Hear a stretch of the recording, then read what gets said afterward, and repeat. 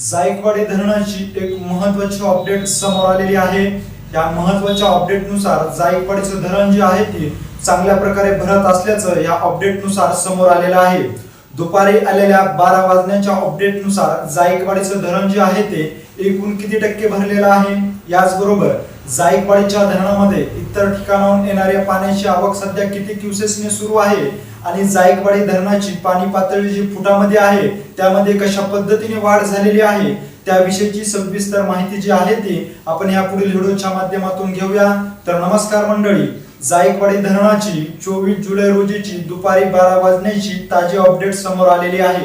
ताज्या अपडेटनुसार जायकवाडीचं जे धरण आहे त्या धरणामध्ये इतर ठिकाणाहून येणारी पाण्याची आवक जी आहे ती साधारणतः 97,000 क्युसेस इतकी असल्याचं या दुपारी आलेल्या अपडेटनुसार समोर आलेलं आहे।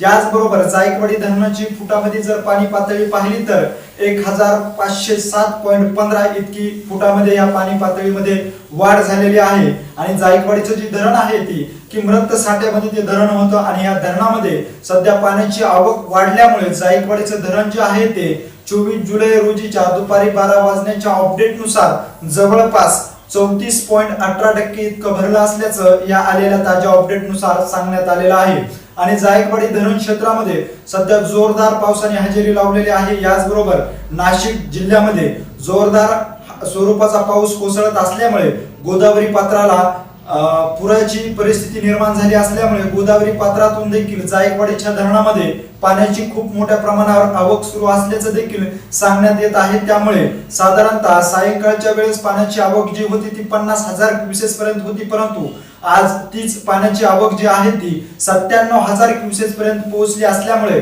मृत साठ्यामध्ये असलेलं जायकवाडीचं जे धरण आहे ते 34.18% इतकं भरलेलं आहे। आणि सध्या या धरणामध्ये येणारी पाण्याची आवक जी आहे ती सातत्याने त्या येणाऱ्या आवकमध्ये पाण्यामध्ये वाढ होत असल्यामुळे टक्केवारीमध्ये देखील चांगल्या प्रकारे वाढ होऊ शकतं। अशा पद्धतीची जी सकारात्मक माहिती जी आहे ती जायकवाडी धरणा क्षेत्रातील संबंधित अधिकाऱ्यांकडून देण्यात आलेली आहे।